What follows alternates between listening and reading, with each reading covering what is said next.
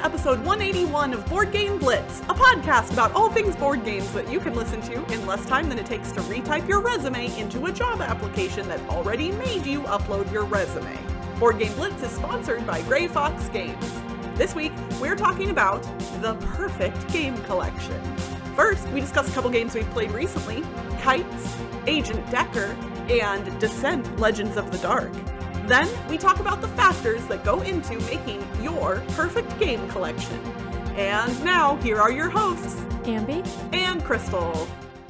One quick announcement before we hop into the main episode, and that is that the thing that we've been mentioning kind of offhandedly for the past couple of episodes has finally happened. It has happened, y'all. The Golden Geek nominations are now open. So if you are a user of the website boardgamegeek.com, please head over there and nominate all your favorite board games and board game podcasts from last year. Right now, they're looking for games and podcasts to be nominated, and then later there will be voting for the winners. So right now, we are just trying to get nominated. That's really all we're looking for, just a nomination. So if you like the show and the content that we're making, we would really appreciate it if you headed over there. We will have a link in the show notes for the page that you need to go to do that. And obviously, please take a look at all of the options available and vote for all of your favorites because, that's a great way to spread the love. Yeah, and you can vote for up to 10. Yes, you can vote for up to 10, and voting is open through Sunday, April 23rd. Yeah. So depending on when you're listening to this, hopefully you still have some time. Yep.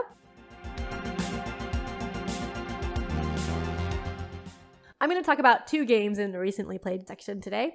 2? Oh my gosh, what madness! What is happening? But first, recently I played Kites, which I mentioned in the last 2 episodes.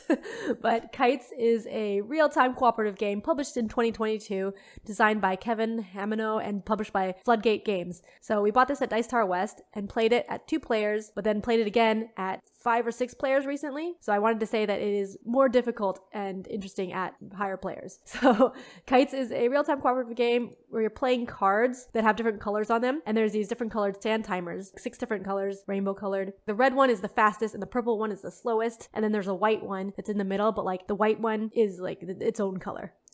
So you're playing cards that have the different colors, and when you play a card, you have to flip over that sand timer, and you don't want any of them to run out. So you play a red card, you have to flip the red sand timer. If you play one that has red and orange, then you have to flip both of those sand timers.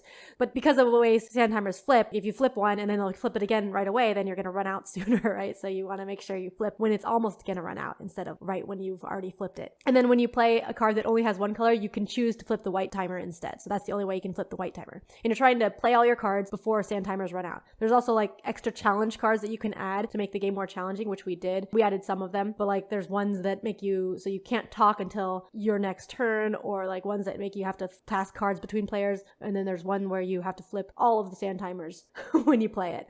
So I love real-time cooperative games, and it's hectic and stuff, but when I played 2 players, it was very easy because you're just getting back to your turn really quickly, so you can plan it out a lot easier, and it's less likely that you won't have a card to flip. But when you play with more players, then you have fewer cards each, and a lot of people didn't have purple or something, and then it's about to run out, and so everyone's I don't have it, I can't flip it, and so you have to get all the way around to the person who has it, so that's harder. So yeah, I enjoyed it a lot more at what we played at, I think 5 players. So it plays 2 to 6 players. I recommend it at higher player counts.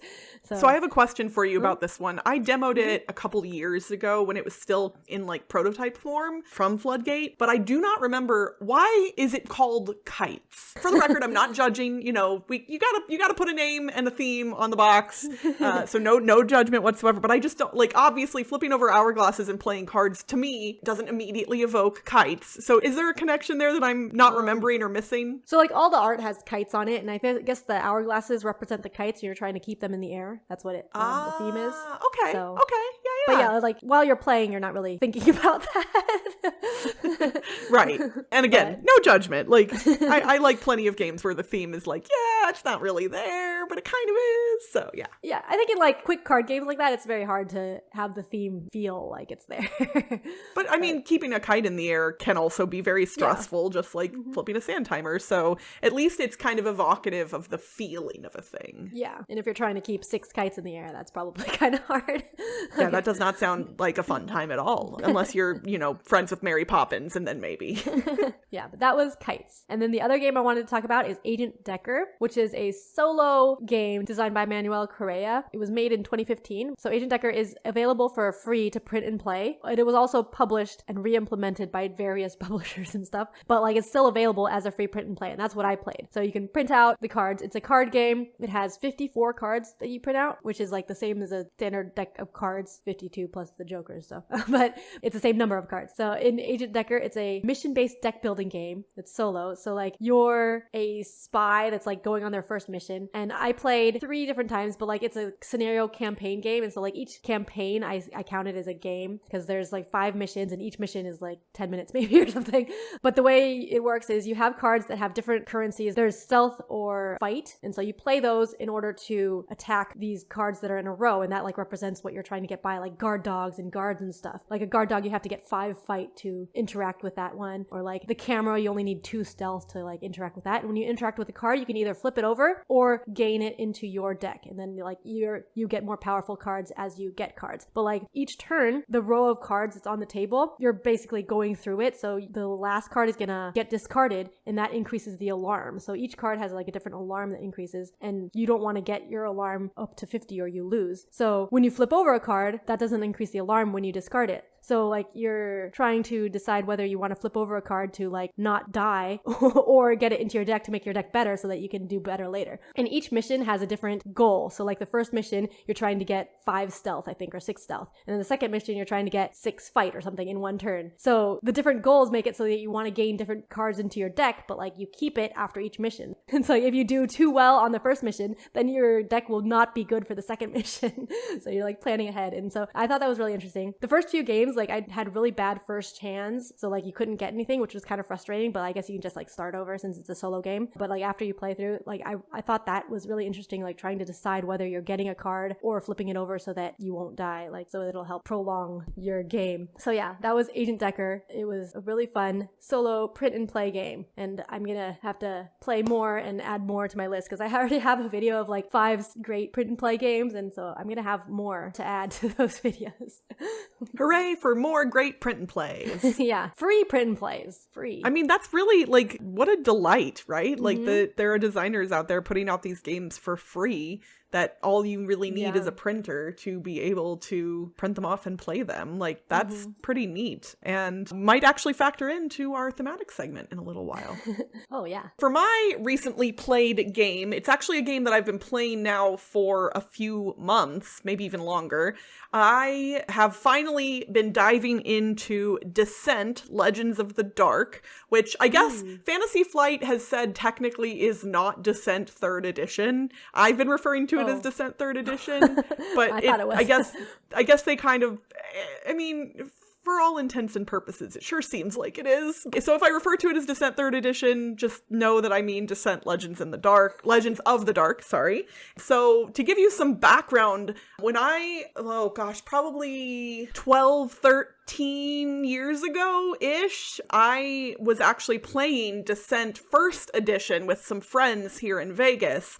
And while I really enjoyed playing Descent, it was frustrating because one person had to be, in charge of all the bad guys, and they got to do some really cool stuff, but it was very, very difficult for all the other players. And I don't think we ever won a single scenario. I mean, admittedly, really? Wow. we didn't play through a ton of scenarios, maybe like a handful, but it was a really difficult game, more so than I think most games of that nature should be. And so while we would have a good time, we basically went into every scenario knowing, okay, we're gonna die, but let's see how far we can go. And I never played Descent 2nd edition, but I did play Star Wars Imperial Assault, which basically kind of was built off of the same system as Descent. So I feel like that kind of gave me like the 2nd edition experience a little bit, but Star Wars themed. And now I own Descent and Legends of the Dark, which is kind of the newest version. You have to use an app with it, which I know some people are not keen on, but I don't mind. I've played through now, we haven't finished the campaign, but we've played through quite a few scenarios. And as far as these types of games go from Fantasy Flight, this one is by far the most impressive. It is so much fun, and really, it's clear that they put a lot of thought and care into the world building and the ways in which you can develop and build your characters over time. So what's neat about this game is you do not have to play with the same group of players every session. You can play with anywhere from 1 to 4 people, 1 to 4 heroes, and that can change between sessions. The app will prompt you to say which heroes you're playing with, and then it will also, you're gaining items throughout the course of the campaign, and the app keeps track of that stuff too. It knows what's in your inventory, what items you have on hand, what weapons you've acquired, what upgrades you've made to those weapons, things like that. The app handles all of that heavy lifting for you. Now, you do have cards, obviously, in front of you for a lot of the items as references, and so you know what you have at a quick glance. But it's really nice when you put the game away to get it back out and be like, okay, wait, what was this thing again? Who had that? Like, you know, and the app kind of helps with a lot of that stuff. And there are story beat choices throughout the campaign that each of the characters have to make. And those theoretically will lead to things later on down the road in the campaign that may affect how the story ends. The story itself so far is not the most amazing story that I've seen in a board game. It's, I'd say, fairly generic fantasy. It is set in the world of Terranoth, which is a world that I love playing in because it is the same world that Runebound and Legacy of Dragonholt are set in. So I love Terranoth, but you know, it is generic fantasy. And in this one specifically, this is not a spoiler because you learn this literally from scenario 1, but you know, there's the Uthuk are plaguing the land and, you know, doing a bunch of havoc, and there's this one lady that's in charge of them and she's doing bad things. And it's just like, okay, yeah, that's kind of, you know, par for the course, but that's fine, not bothersome. The terrain that comes with the game, there's 3D pieces that you put together when you first get the game, and they make the maps that you build out over the course of each scenario look really, really cool. Like, you've got multi-level maps with stairs and pillars and archways and trees and wells and barrels and treasure chests, and it's all 3-dimensional cardboard pieces that look really neat. It's got great table presence, and I'm not a miniatures game player, so I don't play a lot of games that have that kind of like neat physical presence. And so for me, it's a really neat thing to do because I don't play a lot of games that do something similar. So I like that part of it. It also has a really cool system that is improved upon from past Descent games, where one of the mechanisms that has always existed in Descent is fatigue. And that's kind of like exertion, basically, or how you can trigger some special abilities at some times. And fatigue used to be a very difficult thing to manage. And it's still difficult, but there's better ways to manage it in this game because you put fatigue onto cards in front of you, either your player card or your items. And then you have the ability to flip cards at certain times. And when you flip a card, all of the tokens on it go away with some limited exceptions. So that includes all the fatigue on it. So you can pile up a whole bunch of fatigue on a like specific card and then trigger it to flip and get rid of all that fatigue. So it makes it a little less punishing than previous iterations of Descent have been. Basically, if you are a person that likes cooperative, adventure, dungeon crawl type games, and you do not mind app integration, because again, the app is necessary, this is one that I think you really might enjoy. The price point is high for this game, but it is a lot of game in the box. Oh, the other thing I wanted to mention is combat is also really smooth because it's also handled by the app. So you have all the enemies on the board, but the app shows each enemy on the screen. And when a player goes to attack them, you click on them, you drag the character that's attacking them to them, and then you can apply status effects to the enemy in real time in the app.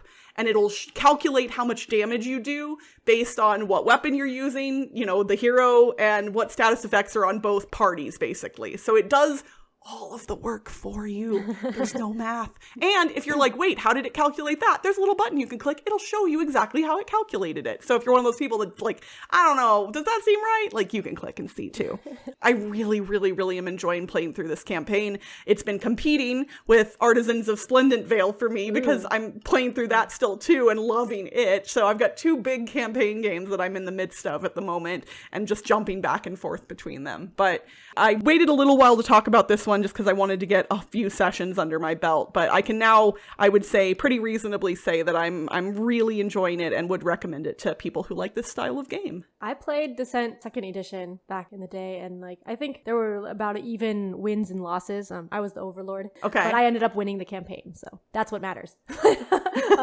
But yeah, like I want to play this one, but once again, campaign games is hard for me to get played, and also the box is huge, which might fit into our discussion later today as well. Yeah, this is not a small box by any means. It is very, very large. Honestly, it and Return to Dark Tower, I think, are very similar sized boxes. They both go on top of my Calax. They do not go into the shelves because I don't think they would fit.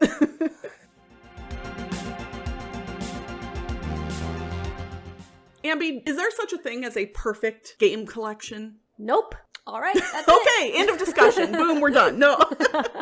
So I want to preface this by saying that there are a lot of factors that go into the purchasing, acquiring, collecting, storing, all the things that go into having board games. And so we thought it might be interesting to discuss what all of those factors are and how you can consider them going forward if you are trying to build the perfect game collection for you. Because there is no such thing as a perfect game collection, and you should not be comparing your game collection against other people's necessarily, because you do not necessarily know all the factors going on in their life. And so you want to make your collection perfect for you. What does that mean? Well, let's get into it. Yeah. So for me, I'm not sure anymore.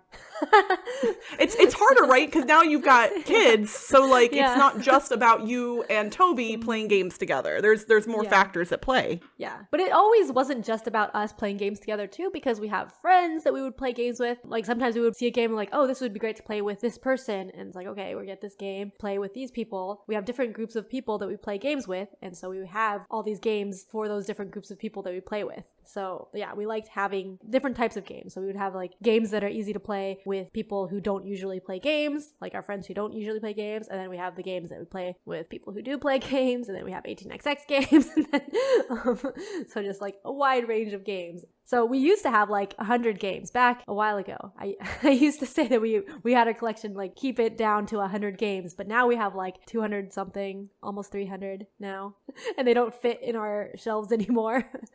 So yeah, the shelving space is also a thing.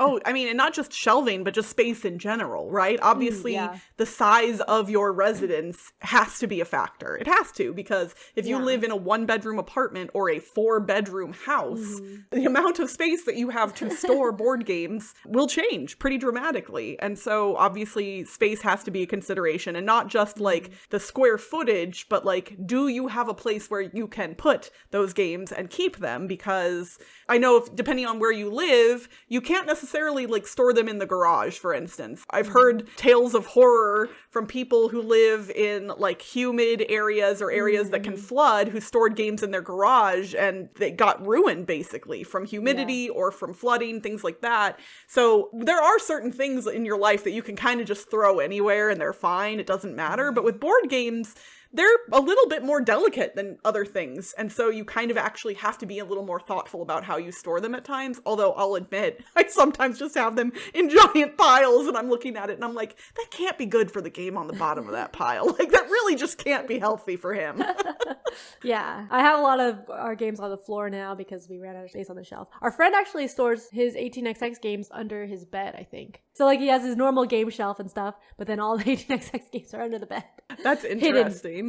I mean, and creative storage solutions are probably necessary in a lot of situations. But I will say for me, I'm sure there are other people like me out there, but probably not everyone. Since I have ADHD, so there's something called object impermanence. Basically, if I can't see something, it kind of doesn't exist. So for me, even with board games that I know and love really well, like let's say I have it's like slipped behind another game on my shelf, or I put something else in front of it or covered it up on, like it's almost like that game doesn't exist anymore. I'll kind of forget about it until I uncover it. And then I'm like, oh, like I know I own that game, but my brain has forgotten about it temporarily.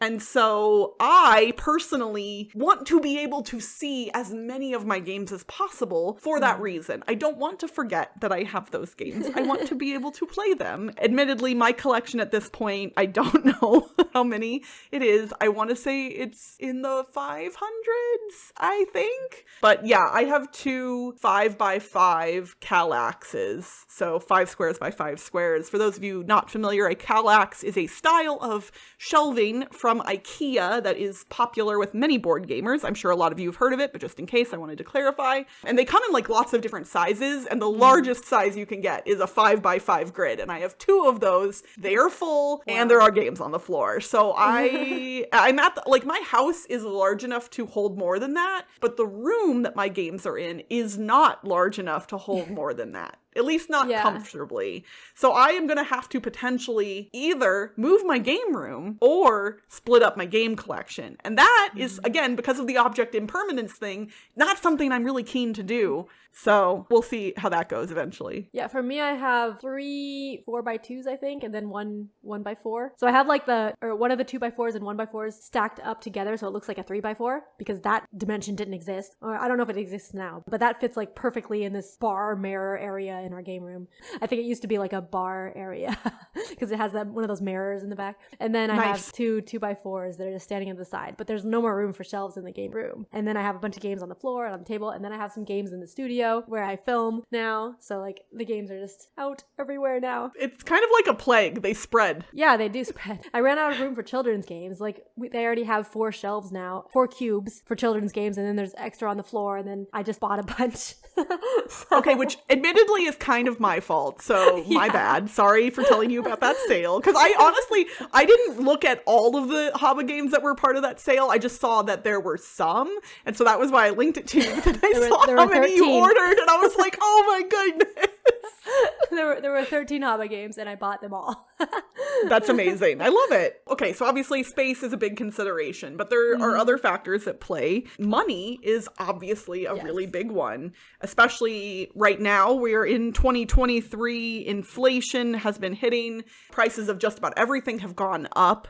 Truthfully, I haven't seen a dramatic shift in the price of board games yet, at least not for me personally, but I also recognize that like a lot of board game publishers are operating off of fairly small margins. And so I would not be surprised if we saw the price of board games rise in the near future. And even with that aside, board games are not a cheap hobby to get into, especially if you are looking to collect and build your own collection. There's a whole lot of issues that we could discuss in regard to that and the availability of gaming and the societal groups in which gaming is more available to than others as a result of the price of games. But it's interesting because the price, if you break it down, ends up being cheaper than other forms of entertainment, but it's just a higher upfront cost. So like, let's say you have a family of 4 and you want to entertain them for an evening and you go to the movies. At this point, going to the movies, you get 4 movie tickets. Let's say they're $10 a pop. I know that can vary less or more depending on where you're at, but we'll just say 10. So that's $40 right there. And that's without popcorn and sodas, which you know you're going to get a bucket of popcorn. Like you can't go to the movies and not get popcorn. Like really? Like, and you're going to get a drink or 2. So like you're talking about $50-$60 probably by the time you're out of the movie theater. And that right there is the cost of, I would say, most popular hobby board games is around like $50-$60. And the movie, you only get to see that once. You only get to eat that popcorn once. And the board game is going to sit there and you're going to play that theoretically a bunch of times. So why, do you have any inkling about as to why like it feels like board games are a more expensive hobby to get into as far as like the entertainment part of it? Well, I don't actually think it's that expensive of a hobby. It doesn't have to be. Like, I mean, I never went to the movies movies I didn't go to the movies much as a kid because that's expensive. We could buy VHS tapes or rent them. So that like buying a movie is more like having a board game, right? Because you can watch it multiple times at home with as many people as you want. So I guess like buying one movie is cheaper than buying one board game. But we also like had board games, and depending on how you get them, they can be cheaper. Like sometimes you can find them at thrift stores. You can have free print and play ones, as we mentioned. But like, yeah, some of them are more expensive, like the ones that are big miniature games, campaign games and stuff. Like the big Kickstarter games can be very expensive, but like just a basic collection of board games that you play over and over again, like a code names or something, that's relatively cheaper, I think. So that's true. It depends on how you do the hobby. I think with any hobby, like yes. For me, it's hard to, I think, look at the details. Like my brain wants to look at the big picture, right? And like the cost of a game collection is very expensive, but you don't have to own a lot of games to have a game collection. Like a collection could be like 5 games. Really, it could. I mean, that for, I would say most people in the world, less than 20 games, you would be good for a long time. Like I know families who have like a couple of games and that's what they always play. And they're perfectly happy with that. I think those of us who have gotten deeper into the hobby often like to try new games, which then makes that, you know, a little more difficult because you can't just keep playing the same game over and over, but you could just play the same game over and over. And a lot of people do that. I know recently when Klaus Teuber passed away, you know, a lot of people were sharing their love of Catan and what it has done for the hobby. To this day, there are still people who are discovering Catan, and it is still being a gateway into board games as a whole for a lot of people. Again, those of us in the hobby who have been playing hobby board games for a long time, a lot of us have kind of moved away from Catan. Like I have played Catan, but I haven't played it in a really long time. But you can't deny that Catan did amazing things for the hobby. And so if you're like looking to start a collection, like that might not be a bad one to put in there because it obviously has this universal appeal that tends to, you know, kind of grab people and bring them in. And I still know people who really love Catan and play it a lot. So yeah, I mean, absolutely. Let's talk about then the availability of other players, right? Like this was a big topic of discussion during the pandemic, especially for you and I and a whole lot of other people because, well, all of a sudden our weekly game groups that we had been meeting up with kind of disappeared for a while. And so truthfully, my board game collection didn't get played for quite a while. And obviously the pandemic is a very unique situation, which hopefully is not going to happen again anytime soon, at least not in the same capacity that it did before. But, you know, if you live in a rural area where there aren't a lot of other gamers, then if you buy Twilight Imperium, you're probably not going to be playing a full game with a full player count of that almost ever, right? Like you would have to reach out to people and make a very dedicated effort to bring people in for something like that. Whereas if you live with 5 roommates who all like space games, then Twilight Imperium would probably be a lot easier to get to the table. So I think when you're building your game collection, the consideration of how many players you're likely to have available to play games on a regular basis should be a factor as well. Like if you and your spouse love to play games together by yourselves, then you should look at games that play 2 players or play best at 2 players or play well at 2 players. And like, I think for me, I've kind of tried to do that. Like I like having games that play well at 2, but also play well at higher player counts because I think that gives me more flexibility in my game collection, which I enjoy quite a bit. What about for you? As I mentioned before, like we play with lots of different groups of people. And so we liked having that. Like I like playing games with just Toby, but then we also like playing games with our kids now and then with our friend groups. And then we have like, if we ever get back into playing 18xx games, if we have the time for it. So we have like different groups of friends that we play games with our families too. And so we like having those options to play because especially with like our friends who don't play board games and our families, like we're the ones who have the board games. So we want to have those to play with them. So we want in our collection all those different types of games. So we have children's games and family games and heavy strategy games and 2-player games and all these different types of games, which is probably why our collection is so large and not just like 20 games.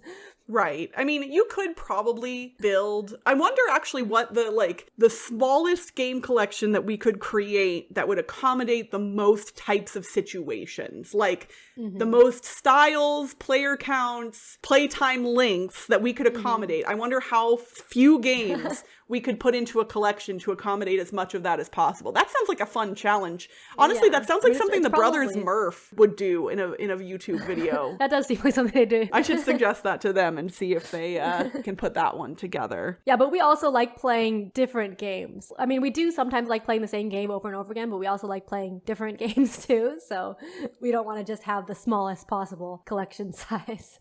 Absolutely. I'll admit, I'm very, very, very lucky because one of my good friends here in Vegas, who also listens to the podcast, hi Greg, he has a board game collection that is much larger than mine. I won't say the number because it's large, but basically if I want to play a game, I can almost certainly bet that Greg has it. So, and that's nice, like I basically have my own buddy that like has his own game library of sorts. So I'm really lucky in that regard, especially if I want to try a game that I think I might love before I buy it. Like he brought over The Great Split from last year, which I really, really loved. And honestly, I don't know if it was even on my radar before he brought it over. And then he brought it over and I was like, oh, I need to own this. So even though he has it, like there are certain games that I'm like, this is a game that I should have also. Because I do like to own the games that I love to some degree. I don't always just want to play my friends' games or rely on them to bring games that I like over. And I like to be able to share those games with other people too. So, you know, I'm often the person that's bringing games to friend meetups, family gatherings, and all of that stuff. Like inevitably, everyone expects me to bring one of those canvas bags with games in it to basically any event where there is a group of people gathering. And I don't ever, at this point, I don't expect to get them played. I just bring them with me just in case, because if I don't bring games and someone wants to play a game, I would be like heartbroken. So yeah, we also have like friends in our game groups that have lots of games and they bring them to play too. But also since we host most of the time now, like having a collection is nice so that people don't have to bring games if they don't want to bring them. But yeah, like they sometimes get new games and we get to try them and stuff, and so lots of times there's games that we don't need to buy because other people have them and we only play with them. But still, like for some reason 18xx is excluded from that. Like everyone in the 18xx group has the same games and has bought them. Like once we played 1817 and we like got together with like 10 people to play 2 games of 1817 and like everyone brought a copy, so we had like or maybe we had like 7 copies of it there. That's amazing. And this is like, that was like a rare game because this was before the mass printing of it. So it was probably like a high percentage of the amount of copies in existence were in that room. Well, and I would imagine like 18xx games, they tend to be smaller print runs, right? Especially the ones that don't come to mass market and harder to get a hold of. So for people who love those games, I would imagine regardless of if you know your friend is getting one, you don't want to miss out on the opportunity to also own it because and part of it who knows is if it supporting it. 100%, absolutely. Us, Okay, so let's break it down here at the end. So the perfect game collection, A, does not exist. B, is different for everybody. But factors should include how much space you have to store games. And that includes then how big the games that you're getting are and how much space they'll take up. How much disposable income you have available to spend on games. How many players you'll have available to play those games. And what access you have to games outside of your house that could help supplement your own collection. What other factors did we miss? Y'all let us know on social media or in our Discord channel. If you're not in the Blitz Discord, you should definitely join us because we have game nights every single week. Lots of fun, lots of lovely humans. Link to join the Discord is in the show notes. And if you haven't joined yet, I mean, come on, we've had people join recently who literally have been like listening to the podcast for years and they were like, wait, I literally just was like, wait, they have a Discord, and they joined the Discord. And so I bet there's more of you out there who kind of spaced out during the outro. No shade, we get it. Like, it's the outro. But like, really, join our Discord. If you are a Discord user, come play games online with us. It's fun. Yeah, and it's online games, so they don't have to be in your physical collection. Oh, that's another factor. Yeah, is the game available to play online? And that's it for this week's Board Game Blitz. Visit our website, boardgameblitz.com, for more content and links. This episode was sponsored by Grey Fox Games. Clans of Midgard is coming to crowdfunding soon. explore more of the world of Midgard in this unique draft and write game where you fight as leaders of Viking clans seeking to gain glory. And don't forget, you can get 10% off any order at GreatFoxGames.com, including promos, exclusives, and upgrades not available anywhere else by using the code BGBLITZ2023 at checkout. Join the Blitzketeer community on Discord for game nights, discussions, and more by following the link in the show notes. Support the show by leaving us a rating and review on iTunes or Spotify. And if you like us a lot and want to support us monetarily and get some cool perks, check out our Ko-fi at ko-fi.com/boardgameblitz today. Our theme song was composed by Andrew Martin. Technical support provided by Toby Mount. Until next time, here come our friends, do-do-do-do. They have some games and I say, it's alright. Bye everyone! Bye!